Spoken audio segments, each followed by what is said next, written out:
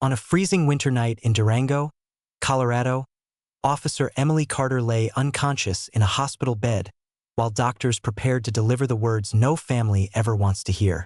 But in the corner of that quiet room, her loyal German Shepherd Ranger refused to give up. What happened next left an entire medical team without explanation.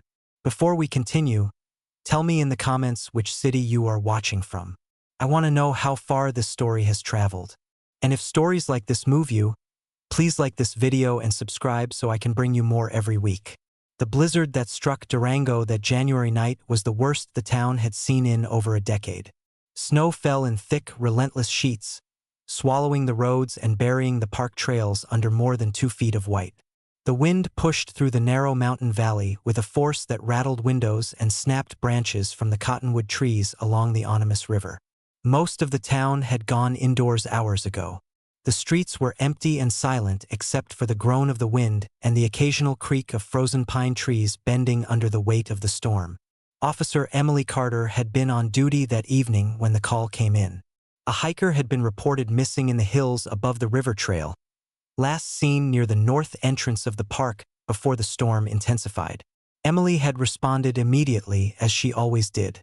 She was 34 years old, calm under pressure, and one of the most experienced officers in the Durango department. Beside her, as always, was Ranger, her nearly 2-year-old German Shepherd, a powerful and loyal dog with a thick golden tan coat and the sharp instincts of an animal trained to find people in impossible conditions. They went into the storm together. For almost 2 hours, Emily and Ranger searched the snow-covered trails above the river, pushing deeper into the hills as the temperature dropped further below freezing. Ranger tracked through the blinding white, nose low to the ground, ears forward, moving with the focused intensity Emily had come to trust completely. They found the hiker, a 67-year-old man named Gerald, collapsed beneath a rocky overhang near the upper trail, hypothermic but alive. Emily called for emergency services, covered Gerald with the thermal blanket from her pack, and stayed with him until the rescue team arrived. But on the way back down the trail, exhausted from 2 hours in the freezing storm, Emily slipped on a patch of black ice hidden beneath fresh snow. She fell hard, striking the back of her head against a frozen rock ledge. Ranger was beside her instantly, pressing his body against hers in the snow. He did not move. He stayed pressed against her in the blizzard, his warm body shielding her from the wind, barking steadily into the storm until a passing patrol unit heard him and called for help. Emily was airlifted to St. Grace Hospital. The emergency room was loud and urgent in those first hours. The medical team worked through the night as the storm howled outside the hospital walls. The diagnosis was severe. Emily had suffered a traumatic brain injury from the fall, and internal bleeding had placed dangerous pressure on her brain. By early morning, she had been moved to the intensive care unit, unconscious and connected to a web of monitors and machines that tracked every fragile sign of life. Dr. Nathan Briggs, the lead neurosurgeon, was a quiet and precise man in his early 50s with silver hair and the steady hands of someone who had spent decades working in critical care. He had seen many serious cases in his career, but when he reviewed Emily's scans early the following morning, his expression grew heavy. He walked to the waiting room where Emily's mother, Margaret, sat wrapped in a wool coat, her hands clasped tightly in her lap, and her eyes red from hours of crying. Dr. Briggs sat across from her and spoke in a measured, careful tone. The bleeding had not stopped on its own. The pressure on Emily's brain was not reducing. They had done everything medically possible through the night, and while Emily was still alive, the situation was critical in a way that required complete honesty. He told Margaret that the next 24 hours would determine everything, but that the probability of meaningful recovery was, in his professional judgment, very low. Margaret said nothing for a long moment. Then she asked one question: "Can her dog be with her?" Dr. Briggs was quiet. Hospital protocol did not typically allow animals in the intensive care unit. But he looked at the woman sitting across from him, at the lines of exhaustion and grief on her face, and he paused before answering. He said he would see what could be arranged. Ranger had been brought to the hospital by Emily's partner, Officer James Kowalski, who had stayed through the night in the parking lot with the dog, unable to leave. When the request came down to bring the dog inside, James walked Ranger through the side entrance of the hospital and down the quiet hallway toward the ICU. Ranger moved carefully and silently, as if he understood where he was. His nose tracked the air, and when they reached the door of Emily's room, the dog stopped and pressed his nose against the base of the door. His tail did not wag. His ears were fully forward and completely still. When James opened the door, Ranger walked directly to Emily's bedside without hesitation. He looked at her for a moment, at the tubes and wires and the pale stillness of her face, and then he lay down on the floor as close to the bed as he could get, resting his chin on the edge of the mattress near her hand. He did not move. He did not make a sound. He simply stayed. Margaret sat in the chair beside the bed and watched the dog. There was something in Ranger's presence that she could not describe. The room felt different with him there. Not louder, not more chaotic, just somehow less empty. Hours passed. The monitors continued their slow and steady rhythm.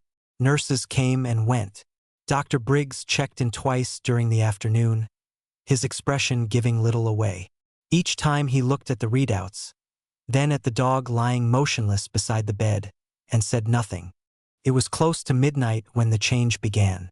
Margaret had fallen into a light, exhausted sleep in the chair when a sudden shift in the monitor's rhythm woke her. The beeping had changed, not the frantic alarm of something going wrong, but something else, steadier, stronger. She stood immediately and looked at Emily. Then she looked at Ranger. The dog had moved. He was no longer lying on the floor.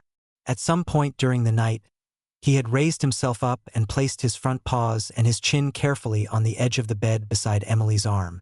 His body was pressed as close to hers as he could manage. His eyes were open, watching her face with an intensity that made Margaret's breath catch in her throat. She pressed the call button for the nurse. When the night nurse entered the room and looked at the monitors, her expression shifted immediately. She leaned forward and checked the readings twice before reaching for the intercom.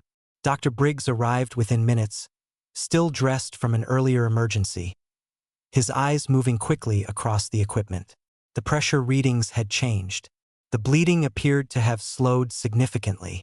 Emily's brain activity, which had been dangerously reduced for the past 18 hours, was showing a pattern the doctor had not expected to see. Dr. Briggs stood at the foot of the bed for a long moment, looking from the monitors to the dog still pressed quietly against Emily's side. He did not speak immediately. When he finally turned to Margaret, his voice was careful and measured in the way of a man who had spent his entire career relying on evidence and certainty. "I cannot explain what I am looking at right now," he said quietly. By early morning, Emily's condition had stabilized in a way that no one on the medical team could account for with the data in front of them. Dr. Briggs ordered a new series of scans and spent the following hours reviewing the results with two of his colleagues. The pressure on Emily's brain had reduced substantially. Her body was responding. The numbers that had pointed toward the worst outcome the previous morning were now pointing somewhere else entirely. In the room, Ranger had returned to the floor beside the bed. But he was visibly tired in a way that James noticed immediately when he arrived at the hospital that morning.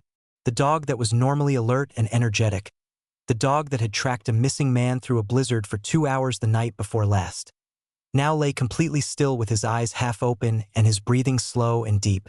James crouched beside him and ran a hand gently along his coat. "Something is different about him," James said quietly to Margaret. Margaret looked at Ranger for a long moment. She had been watching the dog all night. She had seen the moment he rose and pressed himself against Emily. She had no explanation for what she had witnessed, but she had felt it in the room as clearly as she had felt the cold air coming under the door from the winter storm still raging outside. "He gave her something," Margaret said softly. "I don't know how to explain it, but he did." 3 days later, Emily Carter opened her eyes. The first thing she saw was the white ceiling of the hospital room and the pale winter light coming through the frosted window. The second thing she saw was Ranger, sitting upright beside the bed, watching her face with steady brown eyes the way he always had, on every shift, every walk, every quiet evening at home. She reached out her hand slowly. Ranger pressed his nose into her palm. Margaret, who had barely left the hospital in 4 days, covered her mouth with both hands when she saw her daughter's eyes open. James, standing in the doorway with a cup of coffee he had forgotten to drink, went very still. Dr. Briggs entered the room 20 minutes later and conducted a careful assessment. He spoke to Emily, who was weak but coherent, and reviewed the overnight scans that his team had already been studying with visible disbelief. When he finished, he stood at the end of the bed and looked at the dog sitting beside his patient. "I have been practicing medicine for 27 years, he said finally, "and I cannot give you a clinical explanation for what happened in this room." He paused. "What I can tell you is that she is here, and that is what matters."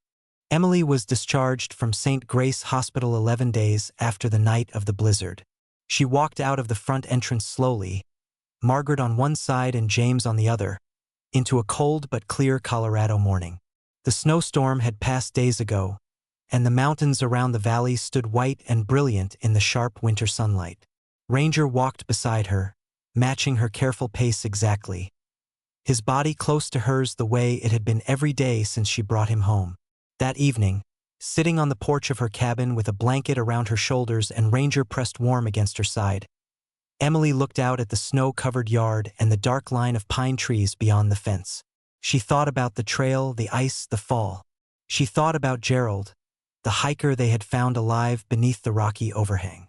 She thought about what James had told her, about Ranger refusing to leave the parking lot, about the night in the hospital room, about what her mother had seen. She looked down at the dog beside her. Ranger looked back at her calmly, his golden coat catching the last light of the afternoon. She placed her hand gently on his head and said nothing. Some things do not need words. Some things simply live in the space between two beings that have been through something together that no one else can fully understand. The mountains were quiet. The pine trees stood still. And in the cold, clear air of a Colorado winter evening, a woman and her dog sat together on a porch and breathed. Sometimes medicine reaches its limit. Sometimes the charts and the machines and the years of careful training point toward one ending, and something else entirely happens instead. Maybe it is love. Maybe it is something older and quieter than any word we have for it. What we know is this. A dog pressed himself against the woman he had walked beside every day and refused to leave, and she came back.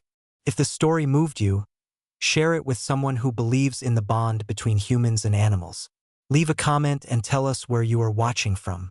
And if you want more stories like this, subscribe to the channel so you never miss one. Thank you for watching. May you always have someone beside you who refuses to walk away.